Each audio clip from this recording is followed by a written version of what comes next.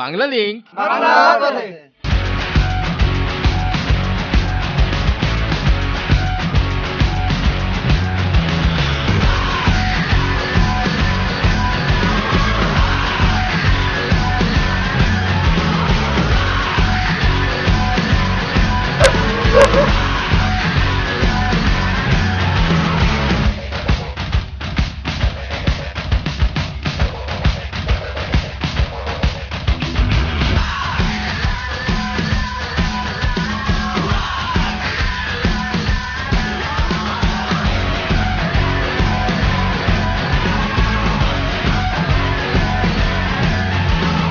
Bangla link বাংলার পথে।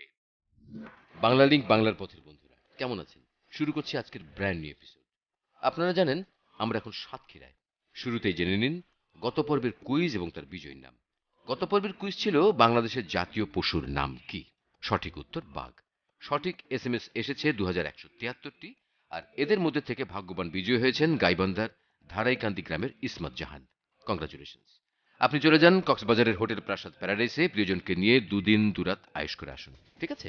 মাছে ভাতে বাঙালি, সেই মাছ আপনাদের এখন দেখাবো। এখানে তেলাপিয়ার চাষ হয়, তেলাপিয়ার বাচ্চা পোনা বড় তেলাপিয়া এখান থেকে সারা বাংলাদেশ যায়। আর এখানে একটা মজার জিনিস, এখানকার সব তেলাপিয়া ছেলে তেলাপিয়া। হ্যাঁ, পুরো সাতক্ষীরায় রয়েছে মাছের রাজত্ব। লবণ পানির সহজলভ্যতার কারণে এখানে চিংড়ির বাম্পার ফলন হয়। সেই চিংড়ি চলে যায় বিদেশ। বাংলাদেশের রপ্তানি আয়ের বিরাট অংশ এই চিংড়ি থেকে আসে। তবে আপনারা দেখছেন তেলাপিয়ার খামার। বড় দেখে ধরি না? হ্যাঁ।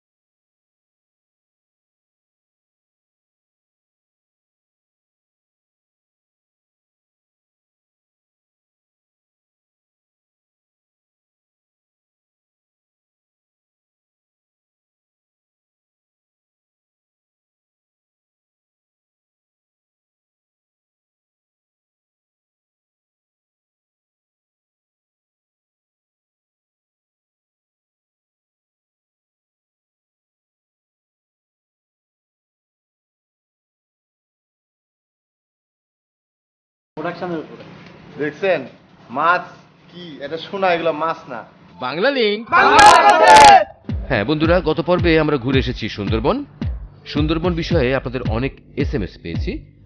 বাংলাদেশের ইতিহাস ঐতিহ্য সহ দেখার মতো জানার মতো বিষয়গুলো আপনারা বাংলা লিংক বাংলার পথের সাথে উপভোগ করছেন। এটাই আমাদের কাছে সবচেয়ে বড় পাওয়া। হ্যাঁ, কথা কথা চলে এসেছি শ্যামনগর থেকে 5 কিলোমিটার দক্ষিণে বংশীপুর বাস স্ট্যান্ড থেকে আধা কিলো ভিতরে বংশীপুর ঐতিহাসিক শাহী মসজিদে।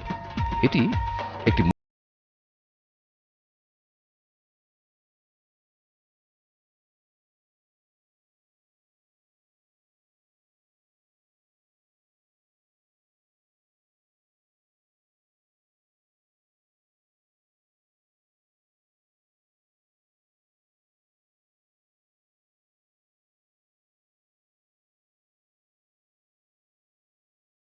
রয়েছে, যার ফলে এর আদির রূপ প্রায় পুরোটাই ঢেকে গেছে। মসজিদের দেওয়ালগুলা কত মোটা আমি আমার হাতে মাপি।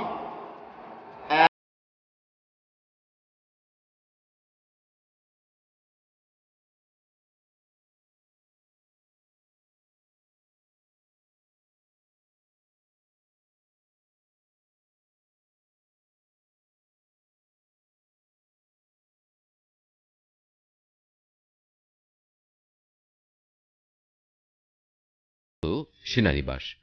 রাজা প্রতাপাদিত্য, সেনাপতি খাজা কামাল সহ অনেক বিশিষ্ট রাজ কর্মচারী, প্রচুর পাঠান ও স্থানীয় মুসলমান সৈন্যবাহিনীর নামাজের সুবিধার জন্য দুর্গের পাশেই এই মসজিদটি নির্মাণ করেন। 5 গম্বুজ বিশিষ্ট এই বংশীপুর ঐতিহাসিক শাহী মসজিদে ঢোকার জন্য মূল 5টি পথ রয়েছে।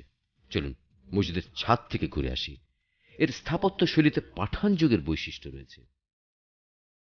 বংশীপুর ঐতিহাসিক শাহী মসজিদের সাথে 12টি ইট বাঁধানো কবর ছিল। বর্তমানে 3টির অস্তিত্ব রয়েছে। এগুলো যুদ্ধে নিহত মুঘল সেনাদের কবর বলে ধারণা করা হয়।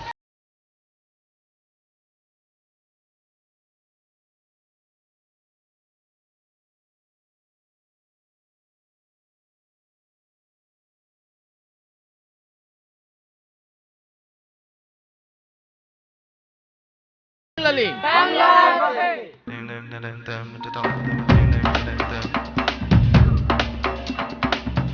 বংশীপুর ঐতিহাসিক শাহী মসজিদ থেকে কিছুটা এগুলেই পেয়ে যাবেন ঈশ্বরীপুর হাম্মামখানা।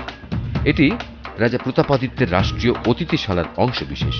সমস্ত অতিথিশালা ধ্বংস হয়ে গেলেও এই হাম্মামখানাটি এখনও দারুণভাবে টিকে আছে। আপনারা সিনেমা নাটকে রাজা বাচ্চাদের রাজদরবার, পানশালা, আনন্দমহল, কালকুঠি ইত্যাদি ইত্যাদি দেখে থাকবেন। এটি তেমন কোনো বানানো সেট না, এটি অরিজিনাল রাজা বাচ্চাদের হাম্মামখানা, মানে গোসলখানা। আমি জানি না আপনারা ক্যামেরাতে এই জায়গাটা কেমন দেখলেন, মানে ছোট্ট এই স্থাপনাটা কিভাবে দেখলেন, এই প্রাচীন স্থাপনাটা এত সুন্দর। আমি এই জগৎ পর্যন্ত অনেক পুরাতন আমলের এই স্থাপনা দেখছি, এটা ট্রিমেন্ডাস, এরকম কোনো স্থাপনা দেখিনি। এখানে প্রত্যেকটা উপরে একটা ছোট ছোট করে গোল গোল গোল গোল ফোটা আছে সানলাইট ডাইরেক্ট ভিতরে আসার জন্য, এবং এটা মানে এখানে না আসলে আপনি আসলে বুঝতে পারবেন না যে এই জায়গাটা কত সুন্দর। এটা দারুণভাবে সংরক্ষণ করা উচিত। এই হাম্মামখানার ভেতরে 3টি চৌবাচ্চা, মানে সে যুগের বাথটাব আছে, যেখানে পাথর দিয়ে গরম করা পানি সরবরাহ করা হতো। গোছলে চলত রাজকীয় ব্যাপার স্যাপার। গোছলে যেহেতু পর্দার দরকার হয়, তাই বাইরে থেকে এর ভেতরে দেখার কোনো সুযোগই নেই। এটিকে আপনার মধ্যযুগীয় স্পা বলতে পারেন।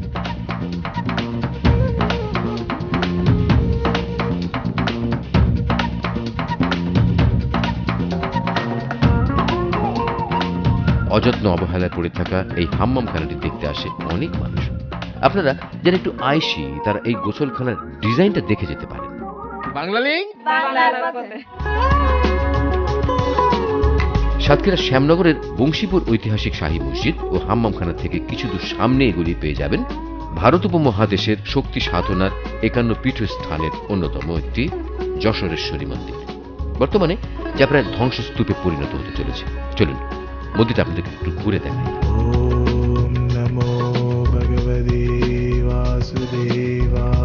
যশোরেশ্বরী কালী মন্দির একটি চক মিলান ইমারত। এখানে একসময় অনেক কিছু ছিল। মন্দিরের 3 দিকে 3টি তোরণ ছিল, 3তলা বাসভবন ছিল, ছিল একতলা লম্বা ইমারত, নাট মন্দির, কোষ্ঠী পাথরের মূর্তি।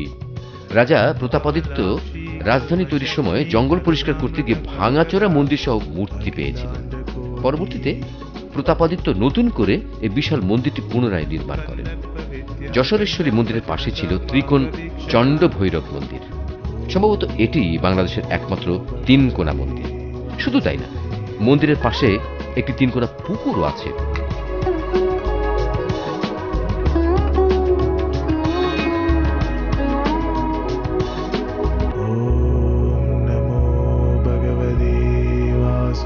হিন্দু ধর্মাবলম্বীদের কাছে এটি একটি পবিত্র স্থান। যদিও মুক্তিযুদ্ধের সময় মন্দিরের মূর্তিগুলো হারিয়ে গেছে, তারপরেও মূর্তিবিহীন যশোরেশ্বরী মন্দিরে এখনো পুজো হয়। বাংলা লিঙ্ক। ঈশ্বরীপুর কালী মন্দির দেখতে আসলে আপনারা এই বাবু বাড়িটা দেখতে আসতে পারেন। এই বাড়িতে আপনাদেরকে নিয়ে এসেছে একটা বিশেষ কারণে, সেটা হচ্ছে আপনারা সবাই চেনেন আমাদের একজন প্রিয় অভিনেতা, নাম জয়ন্ত চট্টোপাধ্যায়, এই বাড়ির ছেলে। আসেন। শুধু জয়ন্ত চট্টোপাধ্যায় না, এই সাতক্ষীরা জন্ম নিয়েছেন অনেক নামি দামি মানুষ। বাংলাদেশের সংস্কৃতি জগতে তারা নিঃসন্দেহে উজ্জ্বল নক্ষত্র। এদের মধ্যে নীলুফার ইয়াসমিন, সাবিনা ইয়াসমিন, রানী সরকার, আলমগীর কবির, রায়হান গফুর, তারিকা নাম, ফাল্গুনী হামিদ এবং আফজাল হোসেনকে আপনারা সবাই চেনেন। তো জয়ন্তদার ভিডিও দেখতে দেখতে লিখে নিন আমাদেরকে যোগাযোগের SMS নম্বর 01911624736। আমি আবার বলছি 01911624736।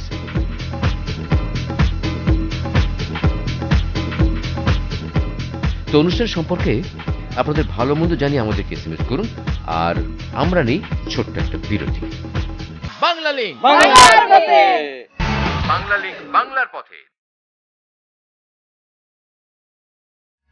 বাংলা লিঙ্ক, বাংলার পথে।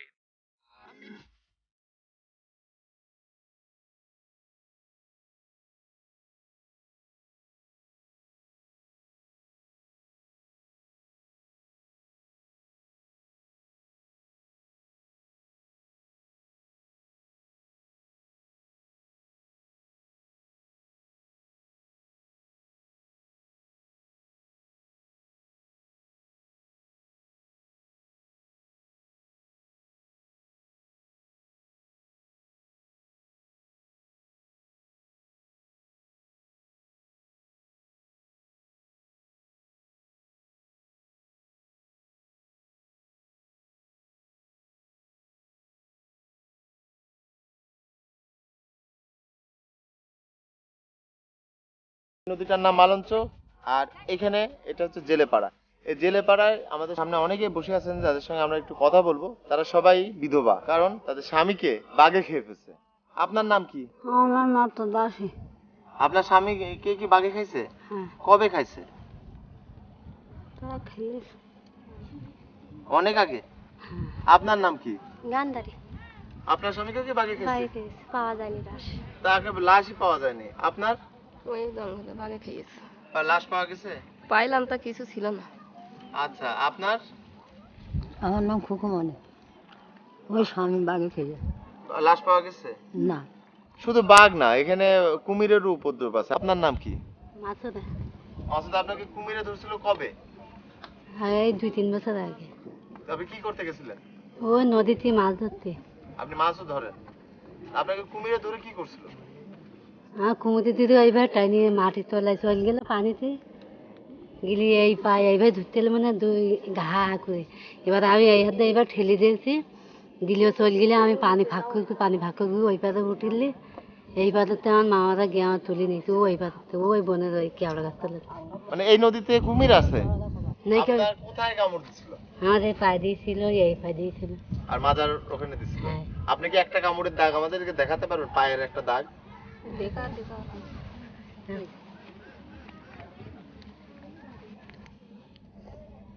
আচ্ছা, এই পাড়ায় কি মাঝে মাঝে বাঘ আসে? তখন আপনারা কি করেন? এসব ঘরে দরজা টরজা দিয়ে মানে সন্ধ্যের পরে আর বের টের হন না তেমন একটা? মানে সন্ধ্যা- বাঘ আসছে খবর পান কিভাবে? কুকুর টুকুর ডাকে এই জন্য? হ্যাঁ বেশি বর্ষা হলে, হ্যাঁ, বেশি বৃষ্টি হলে তখন আসে। বৃষ্টির সময় আসে? বেশি আকাশ বন্যা হয় যখন তখন আসে। সুন্দরবন সংলগ্ন গ্রামগুলোর ঘর বানানো হয় বিশেষ প্রতিরক্ষা ব্যবস্থায়, যেন বাঘ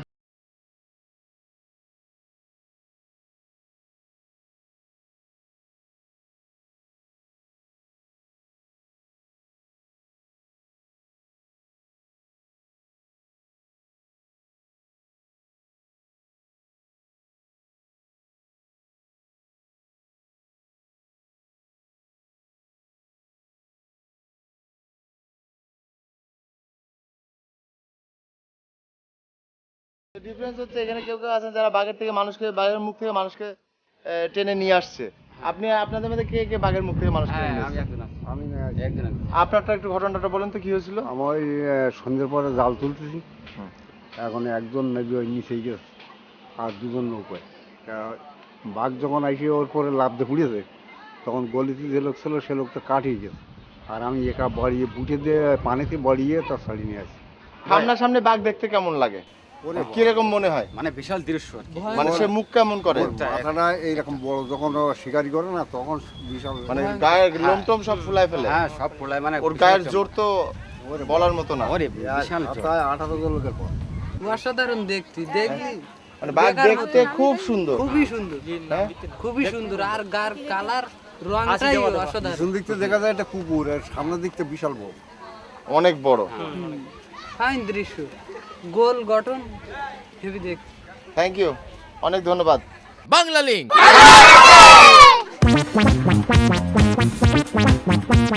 আপনারা জানেন আমরা আপনাদের নিয়ে ঘুরে বেড়াই বাংলাদেশের আনাচে কানাচে।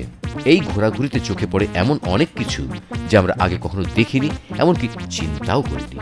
এমনই একটি আইটেমের খোঁজে এখন আমরা চলেছি শ্যামনগরের নীলডুমুরে। সুন্দরবন সংলগ্ন বুড়ি গোয়ালিনী বাজারের পাশে 7 রাইফেলস ব্যাটালিয়ন পুকুরে। ওখানে নাকি আজব কিছু দেখা যাবে। চলুন দেখে এসে আজব দুনিয়া।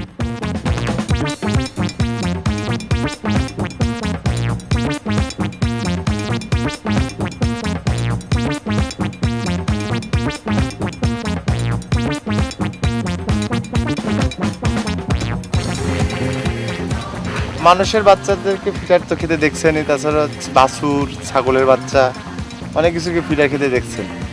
আমি আমার জীবনে কোনোদিন মাছকে ফিডার খেতে দেখিনি। আজকে শুনলাম মাছ ফিডার খাচ্ছেন, তো আমরা একটু দেখি মাছ কিভাবে ফিডার খায়। মাছের ফিডার খাওয়ার এই আজব আইডিয়াটা প্রথম এসেছিল কালীগঞ্জের সাত্তার মোড়ে। পরবর্তীতে 7 ব্যাটালিয়নের ভারপ্রাপ্ত অধিনায়ক মেজর আলমগীর হোসেন দেওয়ান তার পুকুরে 2 মাস চেষ্টা করে মাছকে ফিডার খাওয়াতে সফল হয়েছে। এখানে যে মাছগুলো ফিডার খায় সেগুলো কিন্তু রুই মাছ। ফিডারে দুধের বদলে থাকে চালের গুঁড়ো। দেখুন, মানুষের অসাধ্য কিছুই নাই। এত বড় পুকুরের বুনো মাছগুলো একেবারে পোষ মেনে গেছে। কি আপনার পুকুরের মাছগুলোকে ফিডার খাবেন নাকি?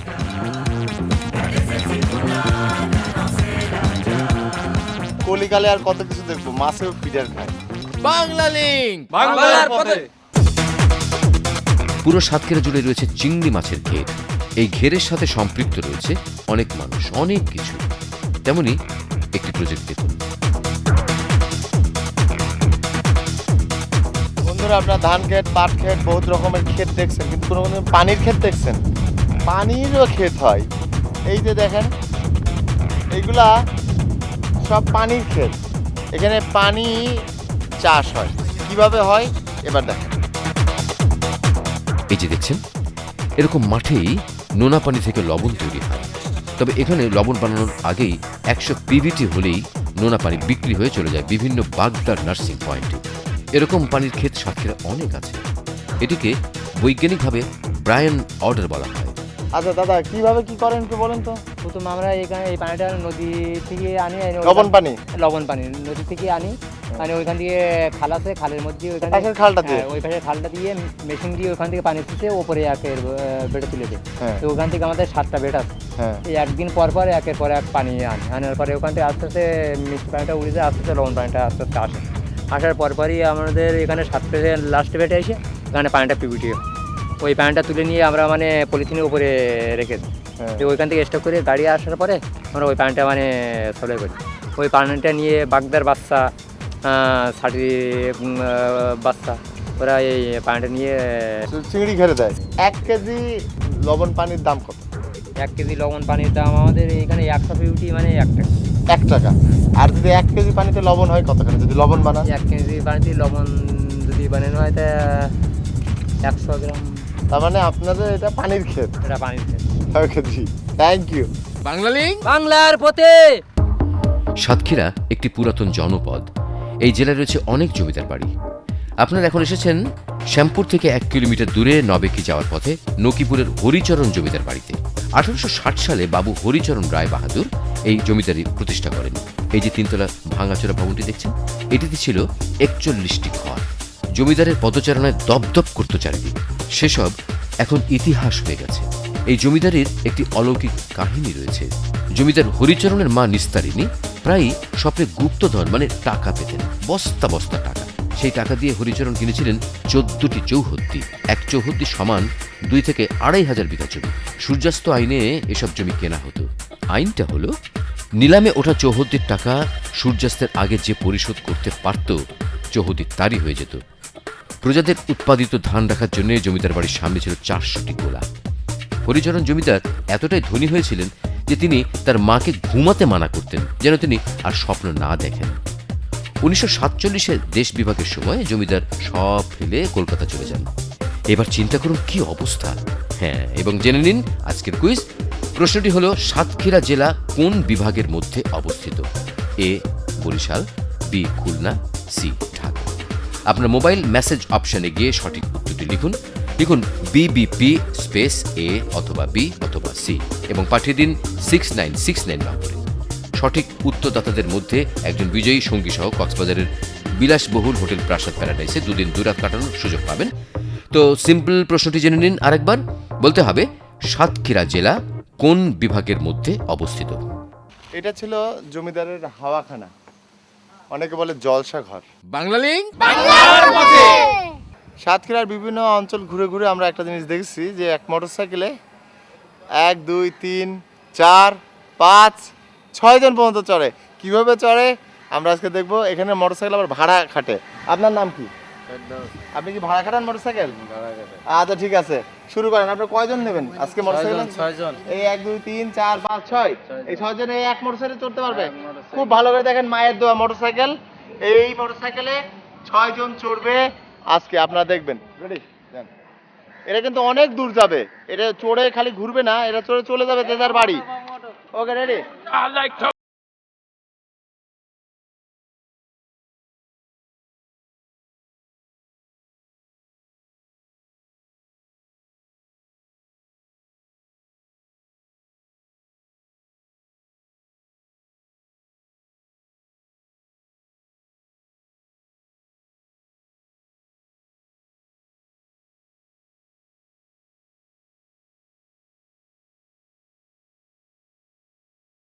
মোটরসাইকেলে 6 জন। আর এখন আপনাদেরকে দেখাবো, আপনারা অনেকে জানেন বা জানেন না, এই এলাকায় হেলিকপ্টার ভাড়া পাওয়া যায়। তবে সেই হেলিকপ্টার আকাশে ওড়ে না, মাটি দিয়ে যায়, এবং সেই হেলিকপ্টার দেখতে এরকম। এই হেলিকপ্টারটা আমার জন্য, আমি এখন এই হেলিকপ্টার চলে আমার যাওয়ার জায়গায় চলে যাব, আর আপনারা দেখবেন। ওকে, লেটস গো, চলেন। হ্যাঁ,